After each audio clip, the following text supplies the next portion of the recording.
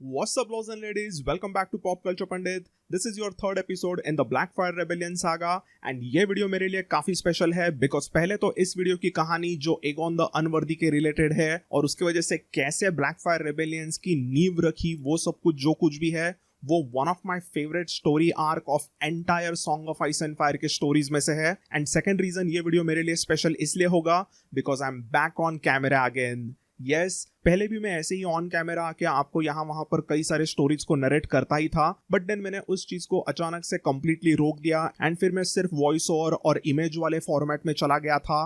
But then again recently मैंने सोचा कि मैं ऐसे थोड़ा सा ऑन कैमरा आके आपको कहानियां नरेट करूंगा तो मे भी आपको उन कहानियों में थोड़ा सा मजा आए। बट ऐसा नहीं कि मैं ज्यादातर वीडियो में ऑन कैमरा रहूंगा, मैं आपके सामने ऑलमोस्ट 70% ऑफ द टाइम ये सभी इमेजेस रखूंगा ताकि आप उन कैरेक्टर से वो जो कुछ भी सीन्स होते हैं उनको अच्छी तरीके से आपके दिमाग में इमेजिन कर सको और आप उन कैरेक्टर्स से ज्यादा कनेक्ट कर सको। तो आई जस्ट होप आपको ये थोड़ा सा mixture of on camera plus images and voice over, ऐसा ये एक मैंने अलग से फॉर्मेट अभी वीडियोस का सोचा है, वो आपको पसंद आए। तो बस हो गया ये अभी इंट्रो, चलो जानते हैं कमीने मोटे किंग एगोन द अनवर्दी ने कैसे ब्लैकफायर रेबेलियंस की नींव रखी। तो दोस्तों मैंने पहले के 2 एपिसोड्स में कई बार इस king Aegon the fourth Targaryen को एगोन द अनवर्दी ऐसे करके कहा, मतलब वो आयरन थ्रोन पर बैठने के लिए वर्दी नहीं है, उसकी औकात नहीं है आयरन थ्रोन की, ऐसा ही उसका एक निकनेम बन गया था आगे वेस्टेरोस में।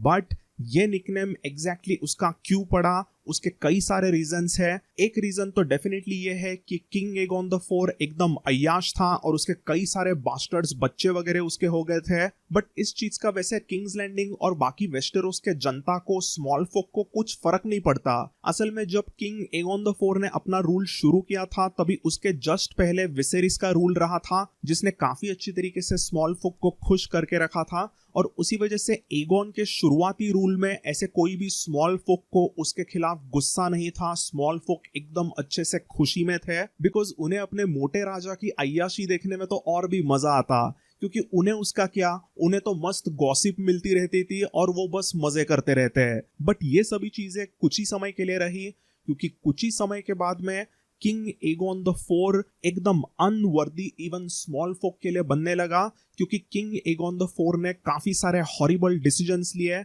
उसके पथेटिक जेलेसी के वजह से उसने कुछ बहुत ही शॉकिंग डिसीजंस लिए और उसके हॉरिबल राज कारोबार में बहुत ही बुरा करप्शन होते रहा। तो किंग एगोन द फोर ने अपने रूल के शुरुआत से ही राज कारोबार से ज्यादा अलग अलग औरतों के साथ में बिस्तर गर्म करने में टाइम स्पेंड कर दिया और इस समय पर कुछ कमीने लोगों ने पूरे राज कारोबार को संभालना शुरू किया। फॉर एग्जाम्पल किंग एगोन का hand of the king Lord Bracon और उसके जैसे ही कई सारे कमीने रेड किप के दरबार में घुस गए और उन्होंने पावरफुल पोजीशंस को हासिल करना शुरू कर दिया। अभी लॉर्ड ब्रैकन इतना हरामी था कि उसने लिटरली अपने बेटी बारबा ब्रैकन को ही एगोन की खास रखेल, उसकी स्पेशल मिस्ट्रेस बनाकर रख दिया और उसी कनेक्शन से वो वेस्टेरोस के सेकंड मोस्ट पावरफुल पोजीशन पे पहुंच गया।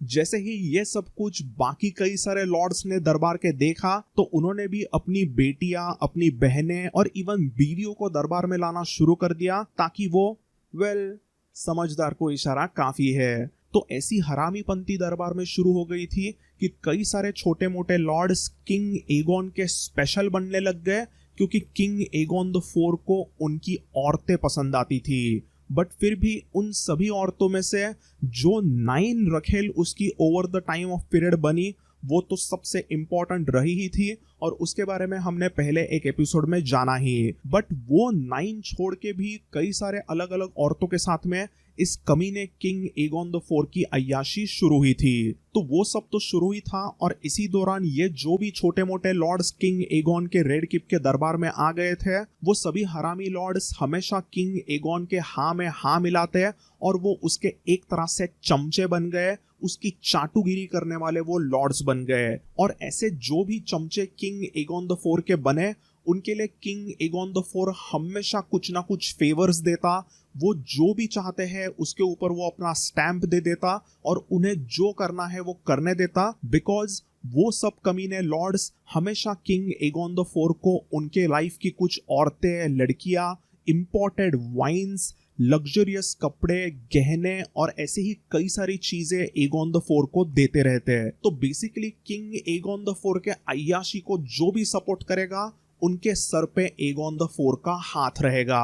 एगोन ने जो भी उसके चमचे थे उनके सभी खामियों को एकदम नजरअंदाज किया, उन्हें जो करना है वो करने देना शुरू कर दिया। एंड ऑफ कोर्स इसके वजह से बहुत ही हॉरिबल चीजें धीरे धीरे से शुरू हो गई। इसी में अभी हमने देखा ही था कि एगोन किस तरीके से एकदम ऑन विम, यानी कि उसे जो भी मन करे वो सब चीजें करता था, जिसके हमने कई एग्जांपल्स पहले 2 एपिसोड्स में देखे ही थे। उसे कभी मन करता था कि वो रिवरलैंड्स में चला जाए तो वो वहां पर घूमने के लिए जाता, कभी वो एकदम वेस्टरलैंड्स, क्राउन लैंड्स, कभी स्टॉर्म लैंड्स, ऐसे कहीं पर भी किंग एगोन द फोर्थ अपनी टूर्स करता। उसे वहां पर भी जाके अय्याशी करने बहुत ही पसंद थी। हमने पहले 2 एपिसोड्स में देखा ही था कि कैसे किंग एगोन एक बार रिवरलैंड्स में गया और उसने मदर स्टेट्स के 2 माउंटेन्स को पहले तो उसने बारबात स्टेट्स करके नाम दे दिया, फिर उसने उस डिसीजन को चेंज करके मिस्सी स्टेट्स करके नाम दे दिया। बट उसने ये सब करते हुए कभी भी सोचा नहीं कि ऐसे उस रीजन के एक इम्पोर्टेंट 2 माउंटेन्स के लैंड को कभी एक हाउस को देना, फिर दूसरे हाउस को देना, इससे वो जो पूरे लैंड को लेके एक इशू था वो कितना बेचीदा होगा, इसका तो इस मोटे किंग के पास में कोई फोरसाइट ही नहीं था। फिर हमने देखा था कि कैसे वो व्हाइट वॉल्स गया और उसने वहां के लॉर्ड बटरवेल को सीधा एक ड्रैगन एग ही गिफ्ट में दे दिया, क्योंकि वो उनके 3 खूबसूरत बेटियों के साथ में सोना चाहता था और उसने एक ही रात में उन तीनों हसीनाओं को प्रेग्नेंट करके वो वहां से निकल गया। तो ये सब किंग एगोन द फोर की वाहियात हरकतें कुछ टाइम के लिए जरूर रही थी, बट अराउंड 178 एसी तक किंग एगोन द फोर इतना मोटा हो गया था कि उसे किंग्स लैंडिंग के बाहर तो छोड़िए, उसे रेड कीप के भी बाहर चलना मतलब काफी डिफिकल्ट हो गया था।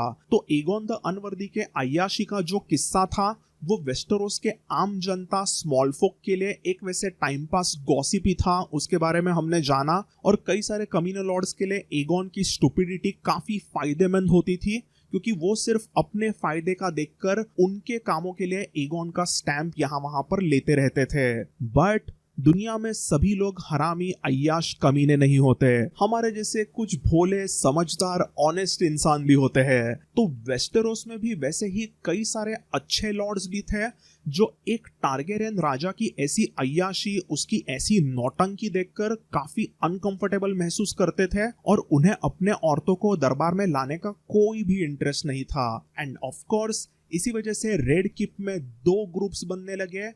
एक ग्रुप जो कि किंग एगोन द फोर के चमचे थे, उसकी चाटुगिरी करते थे, और सेकंड ग्रुप जो कि अच्छे ऑनेस्ट लॉर्ड से बना हुआ था, जो मिस्सी, ब्लैकवुड और डेरॉन को पसंद करते हैं। तो हमने देखा कि king Aegon the four 172 AC में राजा बना था और उसने 2 सालों में काफी अय्याशी की और उसके कई सारे चमचे लॉर्ड्स यहाँ वहां पर उभर कर आ गए रेड कीप में। बट इन 2 सालों में कभी भी डेरॉन ने अपने पिता एगोन का इंसल्ट नहीं किया। डेरॉन ने कभी भी एगोन के खिलाफ कुछ बात नहीं की, क्योंकि वो आफ्टर ऑल उसका पिता था और डेरॉन अपने पिता से उन दिनों में रिस्पेक्ट जरूर करता। बट देन आया 174 एसी का साल, जब एगोन ने अपने अय्याशी को छोड़कर कुछ अजीबोगरीब फालतू डिसीजंस लेने शुरू कर दिए। एंड इसी में डिसीजन एक था कि एगोन को रातों रात अचानक से सपना आ गया था कि उसे डॉर्न पर अटैक करके डॉर्न को कंट्रोल करना चाहिए।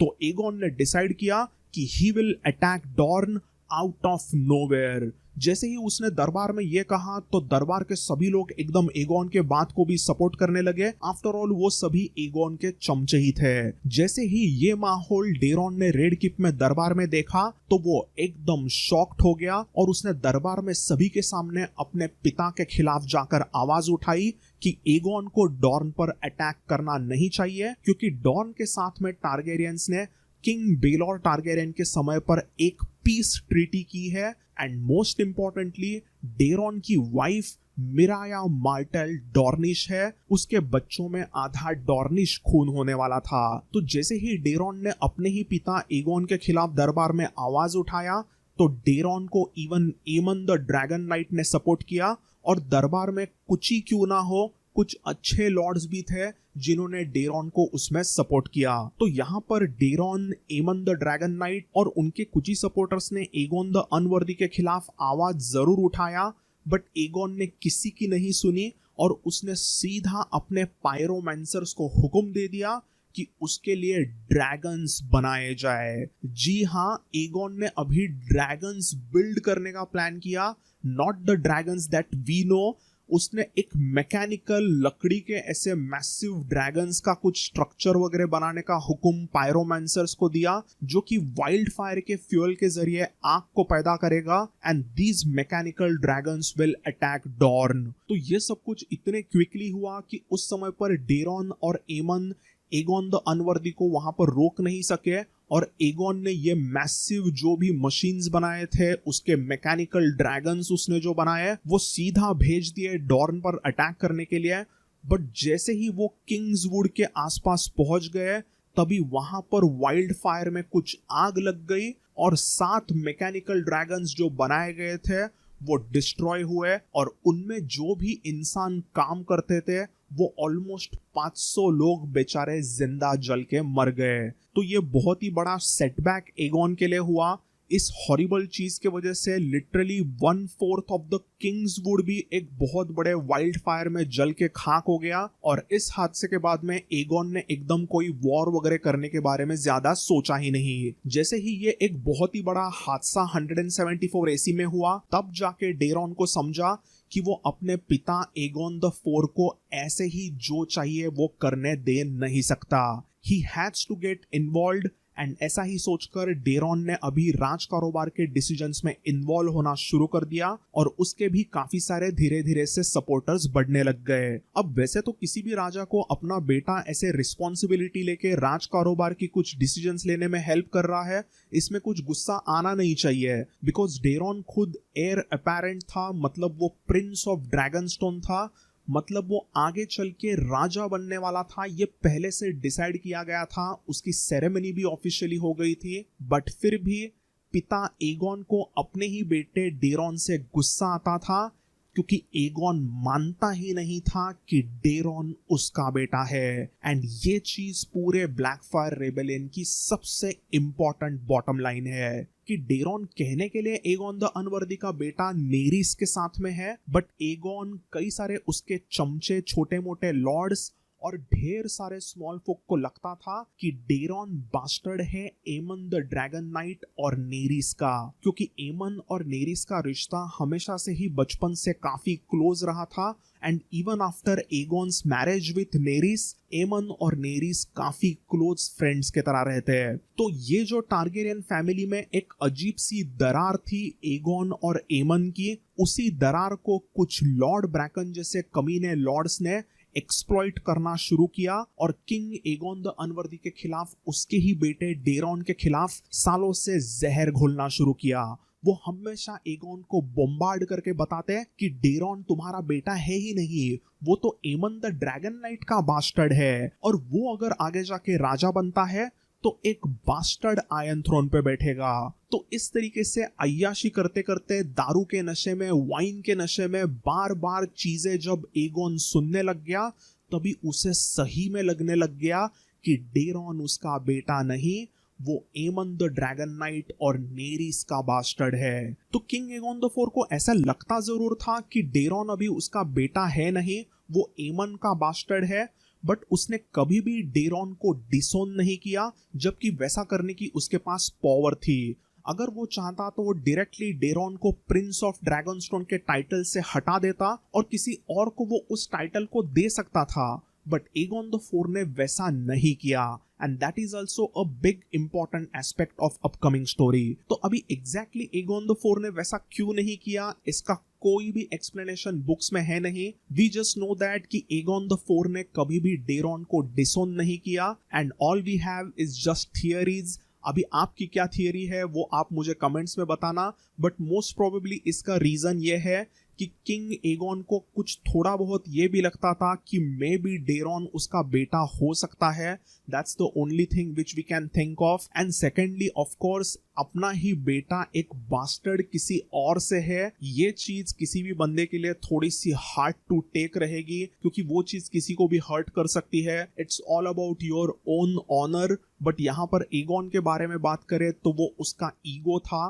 एगोन कभी भी खुद डेरॉन अपना बेटा नहीं है ऐसा ओपनली नहीं कहता, क्योंकि हमेशा दरबार में एमन द ड्रैगन नाइट था और एगोन उससे डरता था, क्योंकि क्या करे, एमन द ड्रैगन नाइट का ऑरा ऐसा था कि इवन साक्षात राजा की फट जाए। एमन पावरफुल होने के वजह से उसे सभी पसंद करते हैं। इस चीज से एगोन बचपन से ही बहुत ही ज्यादा जेलस फील करता, क्योंकि एमन द ड्रैगन नाइट एक ऑनरेबल जाबाज नाइट था और उसे सभी लोग पसंद करते, उसकी रिस्पेक्ट करते, बट एगोन को सभी लोग निकम्मा समझते। एगोन ने ये वाला जो फीलिंग था वो लाइफ में ऐसे काफी टाइम तक झेला था, बट अभी डेरॉन के साथ में भी वही होने लगा था। कई सारे लोग अभी वापस से किंग होने के बावजूद एगोन को निकम्मा समझते और उसके बेटे डेरॉन को रिस्पेक्ट देने लगे थे, एंड अपने लाइफ में वापस से एगोन उसी खराब फीलिंग को झेलने लग गया था। तो ओवरऑल अभी सिचुएशन ये थी कि एगोन द फोर डेरॉन को अपना बेटा नहीं मानता, वो उससे नफरत करने लगा था, और वो एमन से तो पहले से ही नफरत करता था, बिकॉज वो अच्छे इंसान थे और उससे एगोन की घुटन होती, वो जलस फील करता। उसे लगता था कि एमन और नेरिस का ही बेटा डेरॉन है और वो सभी लोग मिलकर उसे निकम्मा साबित करना चाहते हैं, जिससे एगोन की मन ही मन घुटन होने लगी। अभी यहाँ पर जैसे एगोन अपने बेटे डेरॉन को डिसोन कर सकता था, वैसे ही एगोन चाहता तो वो अपने मैरिज विथ नेरिस को भी ब्रेक कर सकता था, और वो नेरिस को faith of the seven officially old town में जाके ज्वाइन करने के लिए अलाउ कर सकता था। बट एगोन था एक नंबर का हरामी। उसने अपने सिस्टर वाइफ को, अपने भाई एमन को और अपने बेटे डेरॉन को दुख पहुंचाने के लिए, उन्हें हर्ट करने के लिए नेरिस को कभी भी अपने से जुदा होने नहीं दिया। वो सिर्फ अपने नफरत की वजह से उन्हें हर्ट करना चाहता था, एंड इसीलिए एगोन कभी रेड किप में अलग अलग रखेल्स को घुमाता तो कई बार नेरिस के बिस्तर में किंग्स लैंडिंग के प्रोस्टिट्यूट्स को लेके आता। एक बार ऐसे ही किंग्स लैंडिंग में एक जाउस्टिंग की टूर्नामेंट रखी गई थी, जिसमें किंग एगोन द अनवर्दी ने अपने ही छोटे भाई एमन द ड्रैगन नाइट को पार्टिसिपेट करने से बैन कर दिया, क्योंकि उसे पता था कि अगर एमन द ड्रैगन नाइट जीतता है तो वो queen of love and beauty का टाइटल सीधा नेरिस को जाके देगा, और ये चीज एगोन नहीं चाहता था। एगोन चाहता था कि उसके बिहाफ में लड़ने वाला जो भी फाइटर है वो जीते, और वो फाइटर एगोन के किसी प्रोस्टिट्यूट को जाके वो ऑनर दे दे, ताकि नेरिस और इवन उसकी तभी की मिस्ट्रेस मेलिसा ब्लैकवुड हर्ट हो सके। वो अपने ही बीवी नेरिस और अपने इवन ऑफिशियल मिस्ट्रेस मेलिसा को ह्यूमिलिएट करना चाहता था। बट टूर्नामेंट शुरू होते ही अचानक से एक मिस्ट्री नाइट कहीं से तो आ गया, और उसने देखते ही देखते टूर्नामेंट के सभी नाइट्स को आसानी से हरा दिया, और फाइनल में एगोन के कमीने किसी नाइट को भी उसने इजीली हरा दिया। एंड फाइनल जीतते ही उस मिस्ट्री नाइट ने queen of love and beauty के जो भी फूलों का गिफ्ट था वो जाके दिया क्वीन नेरिस को, और उसका उसने ऑनर बचाया। जैसे ही उसने वो फूल नेरिस को दिए, तभी उस मिस्ट्री नाइट के आंखों में आंसू थे। जैसे ही इस इमोशनल मिस्ट्री नाइट को सभी ने देखा तो सभी स्मॉल फोक ने उसे नाइट ऑफ टीयर्स कहा, और knight of tears, knight of tears ऐसे जोर जोर से वो नारे लगाने लगे। Of course this knight of tears was none other than legendary Aemon the dragon knight, जिसने अपने प्यार नेरिस के लिए उस टूर्नामेंट को सीक्रेटली क्यों ना हो एक मिस्ट्री नाइट बनकर जीता था। तो ऐसे ही कुछ समय जाता है, टारगेरियन फैमिली में काफी सारे प्रॉब्लम शुरू हुए थे, एंड इसी में एक दिन रैंडमली 176 एसी में कोई नाइट सर मॉर्गिल हैस्टविक रेड किप के दरबार में आता है, और उसने सभी के सामने खुलेआम बोल दिया कि उसने क्वीन नेरिस और किंग्सगार्ड एमन द ड्रैगन नाइट को किस करते हुए एकदम इंटीमेट सिचुएशन में कहीं पर पकड़ लिया था।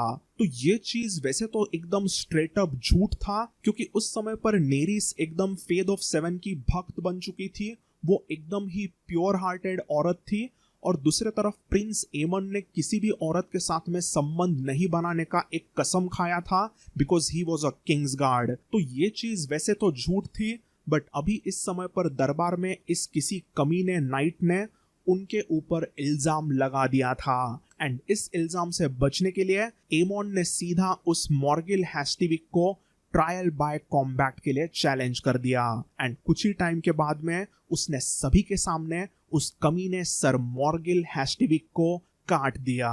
अभी ये नाइट ऐसे अचानक से आकर सीधा क्वीन नेरिस के ऑनर पर ऐसे क्वेश्चन क्यों कर रहा है, इसके रिलेटेड एमन द ड्रैगन नाइट और डेरॉन ने सोचा और उन्हें शक हुआ कि ये जो भी चोमू नाइट ऐसे ही आया था और उसने जो भी ये झूठ वगैरह बोला वो जरूर किंग एगोन के कहने पर ही किया होगा। जैसे कि हमने इस वीडियो में पहले देखा कि एगोन ओपनली कभी भी डेरॉन को डिसोन नहीं करना चाहता था और ना ही वो नेरिस और एमन के बीच में कुछ अफेयर वगैरह है उसके रिलेटेड कुछ बातें करना चाहता था, बट वो अपना वो जो सेंटिमेंट था उस सेंटिमेंट को उसने इस मॉर्गिल हैस्टिविक के जरिए बाहर निकाला ताकि नेरिस के कैरेक्टर पर क्वेश्चन आए और डेरॉन एग्जैक्टली किसका बेटा है उसके ऊपर भी ज्यादा से ज्यादा लोग शक करने लगे और लोगों के डिमांड से फिर एगोन डेरॉन अपना बेटा नहीं है ऐसा डिसीजन ले, ना कि वो खुद से कुछ करे। तो अभी आपको समझा ही होगा कि एगोन की jealousy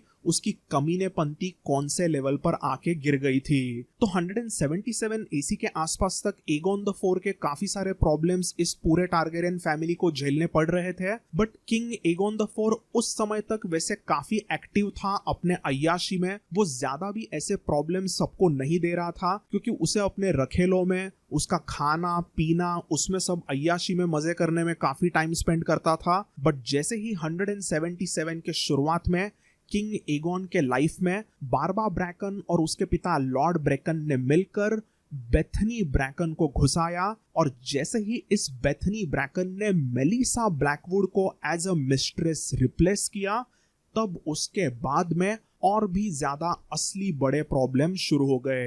as we saw in the last episode कि एगोन द फोर्थ ने उसके किसी किंग्सगार्ड सर टेरेंस टॉइन को बेथनी के साथ में अफेयर करते हुए पकड़ लिया तो एगोन को उसका काफी गुस्सा आ गया और उसने टेरेंस टॉइन को बहुत ही बुरी तरीके से डिसमेंबर करके उसे टुकड़े टुकड़े करके मारा। अब माना कि उस सर टेरेंस टॉइन ने ओथ ब्रेक की थी बेथनी के साथ में संबंध बनाकर, बट उसे एकदम ह्यूमिलिएट करके इतना बुरी तरीके से मारना ये किसी भी राजा के लिए एक अच्छी चीज नहीं है। उस टेरेंस टॉइन ने एगोन को प्लीड किया था कि उसे नाइट्स वॉच ज्वाइन करने दे, बट एगोन ने उस बात को नहीं माना जबकि उसे वैसे उसको नाइट्स वॉच ज्वाइन करने देनी चाहिए थी। एगोन ने पागलों की तरह उस सर टेरेंस टॉइन को हॉरिबल मौत दी और इतना ही नहीं उसने अपने उस समय के मिस्ट्रेस बेथनी को और उसके पिता लॉर्ड ब्रैकन को भी बहुत ही बुरी तरीके से मार गिराया। तो अभी आपको लगे कि इस सर टेरेंस टॉइन को इतना बुरी तरीके से मारना मतलब ये तो कुछ एकदम साइड स्टोरी हुई,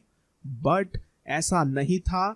उसके मौत के वजह से एक बहुत ही हॉरिबल ट्रेजेडी टारगेरियन परिवार में हो गई। तो हुआ ये कि एक दिन ऐसे ही मोटा बादशाह एगोन मस्त किंग्स लैंडिंग में अपने कुछ 3 किंग्सगार्ड जिसमें एमन द ड्रैगन नाइट भी था उनके साथ में घूम रहा था एंड अचानक एक जगह पर यही कुछ 10 लोगों ने एगोन पर हमला कर दिया एंड यहाँ पर एक छोटी सी बैटल हो गई जिसमें राजा एगोन की जान अच्छी तरीके से सभी किंग्सगार्ड ने बचाई, बट सैडली अचानक से हुए हमले में एमन द ड्रैगन नाइट भी कुछ वहां पर कर नहीं पाया। वो बहुत ही बुरी तरीके से इंजर्ड हो गया और उन्हीं इंजुरीज में से उसकी कुछ ही घंटों बाद मौत हो गई। कुछ ही टाइम के बाद में पता चला कि यह हमला किया था सर टेरेंस टॉइन के 2 छोटे भाइयों ने। तो this was the end of legendary Aemon the dragon night जो अपने बड़े भाई एगोन की जान बचाते बचाते शहीद हो गया था। बट एगोन इतना हरामी था कि उसने अपने छोटे भाई के लिए कोई भी ट्रिब्यू नहीं रखा, कोई मॉर्निंग पीरियड तक नहीं रखा। एगोन ने एमन के मेमोरीज को ऑनर करने के लिए एक सिंपल छोटा फंक्शन भी नहीं रखा। जैसे ही एमन द ड्रैगन नाइट मरा तो और भी ज्यादा ट्रेजेडी शुरू हो गई क्योंकि अभी एगोन को कंट्रोल करेगा ही कौन। उसका बेटा वैसे डेरॉन वहां पर अभी भी था, बट असल में एमन द ड्रैगन नाइट का पावर एगोन को थोड़ा क्यों ना हो कंट्रोल करता था। बट अभी Aegon was free to do anything. एक बार एगोन ने मेगोर्स होल्डफास्ट में अपने सभी फैमिली मेंबर्स के सामने डेरॉन को सीधा बास्टर्ड बोल दिया था एंड सबसे सैड चीज उस हरामजादे मोटे किंग एगोन ने अपने ही बीवी क्वीन नेरिस के साथ में एक बार जबरदस्ती इतनी बुरी तरीके से की कि वो वापस से प्रेग्नेंट हो गई एंड एमन द ड्रैगन नाइट के मरने के बाद सिर्फ 1 साल के अंदर ही नेरिस की भी प्रेगनेंसी के रिलेटेड प्रॉब्लम्स के वजह से मौत हो गई। जैसे ही ये हुआ तो ऑफ कोर्स डेरॉन को बहुत ही ज्यादा गुस्सा आ गया। उसने सीधा अपने पूरे फैमिली को लिया, अपने वाइफ मिराया मार्टेल, अपने बच्चों को लिया और वो चला गया ड्रैगन स्टोन पर। तो हमने अभी इसी वीडियो में पहले भी जाना ही कि डेरॉन और एगोन के बीच में काफी प्रॉब्लम शुरू थे। उनके बीच में एक बड़ी दरार आ गई और पूरे रेल्म के काफी सारे लॉर्ड्स एकदम डिवाइड हो गए थे। कुछ लोग एगोन को सपोर्ट करने लगे थे और कुछ डेरॉन को सपोर्ट करते थे। इसी में एगोन डेरॉन से नफरत क्यों करता था ये हमने देखा। इट वॉज बिकॉज एगोन को लगता था कि डेरॉन उसका बेटा नहीं है, वो एक बास्टर्ड है उसके भाई एमन और नेरिस का। बट एगोन को लगता था कि उसके असली बेटे जो है वो है डेमन वॉटर्स, एगोर रिवर्स और ब्रिंडन रिवर्स। एगोन का ऐसा ओपिनियन होने लगा था कि डेमन वॉटर्स ही उसका असली फर्स्ट बॉर्न बेटा है और इसीलिए वो डेमन को हमेशा कुछ ना कुछ गिफ्ट्स देते रहता और उसके माँ डेना को भी वो हमेशा अपने करीब रखता। अभी ऐसा नहीं था कि डेना को ये सब चीजें बहुत पसंद थी, इसके रिलेटेड हमें ज्यादा नहीं पता, बट हमें इतना जरूर पता है कि डेना कभी भी एगोन वर्सेस डेरॉन के इस पूरे झमेले में ज्यादा नहीं पड़ी। All she cared was her son Daemon. तो एगोन द अनवर्दी के लिए उसके ये 3 बेटे डेमन, एगोर और ब्रिंडन ज्यादा करीब थे, बट इसमें भी वो सबसे ज्यादा डेमन और एगोर को पसंद करता क्योंकि ब्रिंडन रिवर्स कुछ दिखने में एकदम ही हॉरिबल था और वो उससे दूर ही रहता।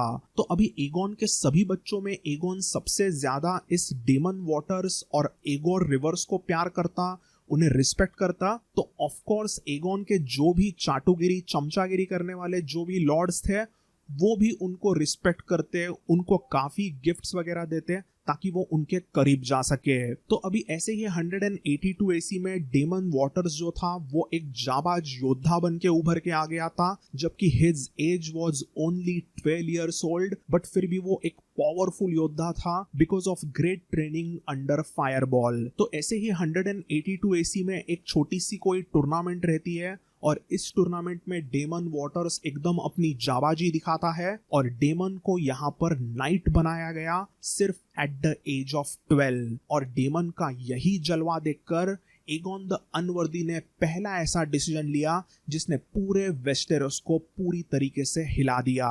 किंग एगोन द अनवर्दी ने एक टारगेरियन किंग की स्वॉर्ड ब्लैक फायर सीधा डेमन को गिफ्ट कर दी। तो ये जो भी ब्लैक फायर वलेरियन स्टील की लेजेंडरी तलवार है वो साक्षात एगोन द कॉन्करर की तलवार थी। और टारगेरियंस के ट्रेडिशन में ऐसा था कि ये ब्लैक फायर तलवार हमेशा एक राजा अपने होने वाले एयर अपैरेंट को, यानी कि अपने होने वाले आगे के राजा को ही देता था। बट एगोन द अनवर्दी ने यहाँ पर ब्लैक फायर की स्वॉर्ड अपने official air Prince of Dragonstone डेरॉन को नहीं दिया, बट उसने अपने बास्टर्ड डेमन को दे दी। एंड डेमन ने जैसे ही इस तलवार को पूरे दरबार में एक्सेप्ट किया तो सबके सामने उसने चिल्लाकर कहा, मेरा नाम आज से डेमन वॉटर्स नहीं, I am Daemon Blackfyre. जैसे ही सिर्फ 12 साल के लौंडे डेमन ने वहां पर दरबार में यह दहाड़ मारी तो डेमन ब्लैक फायर के सामने अचानक से कुछ भी समझने के पहले कई सारे दरबार के लॉर्ड्स ने घुटने टिका दिए। Because Targaryen who carries the Blackfyre sits on the iron throne. कई सारे दरबार के लोगों ने एक झटके में वहां पर डेमन ब्लैक फायर को अपना अगला राजा करके चूज कर लिया था। जैसे ही ये चीज डेरॉन को ड्रैगनस्टोन पर पता चली तो वो उसके लिए एक बहुत ही बड़ा शॉक और ह्यूमिलिएशन था। अब आपको लगे कि किंग एगोन द अनवर्दी डेरॉन से नफरत करता है तो एटलीस्ट डेमन ब्लैक फायर से तो वो प्यार करता होगा, बट ऐसा भी कुछ नहीं था। तो बैडएस डेमन ब्लैक फायर को असल में एगोन की बेटी डेनेरिस बहुत पसंद थी और उनके बीच में एक सीक्रेट टीनेज रोमांस भी शुरू हो गया था और डेमन चाहता था कि वो आगे चल के डेनेरिस के साथ में शादी करे। बट रेड किप वाले इस रिश्ते से एगोन को क्या ही फायदा मिलेगा। एगोन चाहता था कि वो अपने ग्रेट बास्टर्ड्स की कुछ अलग अलग हसीनाओं के साथ में शादी उस तरीके से करे जिससे उसके कुछ ना कुछ और कनेक्शंस बढ़े और उसकी पावर पूरे दुनिया में ज्यादा बढ़े। एंड इसीलिए एगोन ने डेमन का रिश्ता तय किया आर्कॉन ऑफ टायरोस के बेटी रोहैन के साथ में। अभी इस शादी के तहत आर्कॉन ऑफ टायरोस एक टायरोसी शिप से बनी हुई एक बड़ी फ्लीट एगोन के लिए भेजेगा ताकि ब्लैक वाटर बे में टारगेरियंस की पावर बढ़ सके। एंड इस शादी का दूसरा एंगल ये था कि टारगेरियंस काफी सारा सोना, गहने और काफी अलग अलग चीजें एक डाउरी के तौर पर आर्कॉन ऑफ टायरोस को देंगे।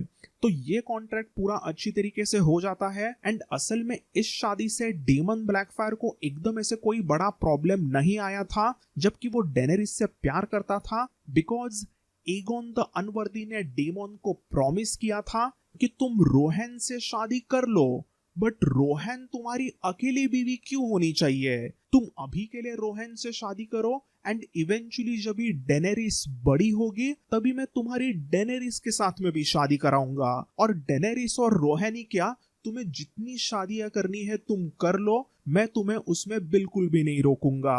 आफ्टर ऑल खुद एगोन द कॉन्करर और उसके बाद में मेगोर द क्रूएल ऐसे कई सारे टारगेरियन राजाओं ने एक से ज्यादा बीवियां तो रखी ही थी। तो 182 एसी के एंड तक king Aegon the four, Aegon the unworthy काफी मोटा बन चुका था, बट फिर भी वो वैसे ठीक ठाक हालत में था। बट देन 183 एसी के शुरुआत से मोटे किंग एगोन द अनवर्दी की तबीयत बिगड़ने लगी, क्योंकि तुम टारगेरियन हो या फिर कोई भी रहो, अगर तुम्हारा वजन ऑलमोस्ट 300 किलो के ऊपर हो गया है तो तुम्हें हेल्थ प्रॉब्लम्स होने ही है। 183 एसी और 184 एसी के शुरुआत तक किंग एगोन द अनवर्दी की हालत बहुत ही हॉरिबल हो गई थी और उसका एक्सप्लेनेशन बुक में काफी हॉरिबल लिखा है। वो इतना मोटा हो गया था कि उससे चलना मुश्किल हो गया था और 184 एसी के शुरुआत में तो वो वॉशरूम भी जा नहीं पाता, वो लिटरली अपने ही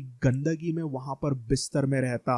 तो उस गंद के वजह से ही और काफी सारे अलग अलग कॉम्प्लिकेशंस के वजह से उसके बॉडी पार्ट्स फेल होने लगे, उसकी पूरी बॉडी सड़ने लग गई। जिंदगी भर एगोन द अनवर्दी ने जो भी ठूस ठूस के वाइन पी, जो भी खाना यहाँ वहां पर उसने ठूसा, वो सभी चीजें अभी धीरे धीरे से उसका शरीर फाड़ कर बाहर आने लगी। एंड इसी के बाद में मेस्टर्स ने सभी को बता दिया कि अभी एगोन के पास में बस कुछ ही दिन बाकी रह गए हैं। एंड उन्हीं कुछ आखिरी दिनों में, अपने कुछ आखिरी पलों में, किंग एगोन द अनवर्दी ने एक राजा के तौर पर एक फाइनल हुक्म दिया। उसने एक फाइनल रॉयल डिसीजन देते हुए एक रॉयल डिक्री के जरिए साइन किया कि डेमन ब्लैकफायर और उसके बाकी सभी बास्टर्ड्स भाई लेजिटिमेट टारगेरियंस है। मतलब सभी बास्टर्ड्स, ग्रेट बास्टर्ड्स और पूरे रेल में जो भी उसने यहाँ वहां पर बच्चे कर दिए थे, वो सभी बास्टर्ड्स अभी ऑफिशियल टारगेरियंस है। अपने पूरे 12 साल के रूल में एगोन द अनवर्दी ने कई सारे हॉरिबल डिसीजंस लिए जिसके कारण पूरे वेस्टेरोस की हालत बहुत ही बुरी हो गई। बट ये जो दो डिसीजंस उसके रहे, पहला तो उसने डेमन ब्लैकफायर को ब्लैकफायर की तलवार दी और उसने उसे एक ब्लैकफायर करके नेम लेने दिया। एंड सेकंड डिसीजन में उसने सभी बास्टर्ड्स को लेजिटिमेट टारगेरियन कर दिया। मतलब डेमन ब्लैकफायर कोई एक बास्टर्ड नहीं, now he is also a Targaryen, but as we know he is a Blackfyre. तो ये बहुत ही इंटरेस्टिंग एस्पेक्ट अभी यहाँ पे आ गया है कि डेमन ब्लैकफायर एक लेजिटिमेट टारगेरियन है और वो भी आयरन थ्रोन पे अपना अधिकार बता सकता है, because as we know Aegon the unworthy उसे ही अपना पहला फर्स्ट बॉर्न सन काफी समय तक कह रहा था और एगोन के जो भी चमचे फॉलोअर्स थे वो डेमन ब्लैकफायर को ही अपना राजा करके देखने लगे थे। एंड दूसरे तरफ था डेरॉन, जो कि इस समय पर ड्रैगन स्टोन पर है एंड उसे भी न्यूज़ पता चलती है कि उसके पिता की मौत हो गई है, तो वो असल में अभी राजा बनना चाहिए। तो अभी आयरन थ्रोन पे कौन कैसे बैठेगा वो सब ऑब्वियसली हम जानेंगे अगले एपिसोड में। आज के इस वीडियो में बस इतना ही। आई होप आपको ये आज का एपिसोड पसंद आया, मेरा यहाँ वहाँ पर ऑन कैमरा नरेशन भी आपको पसंद आया. I hope that. I see you all now in the next one. Until then, bye and take care.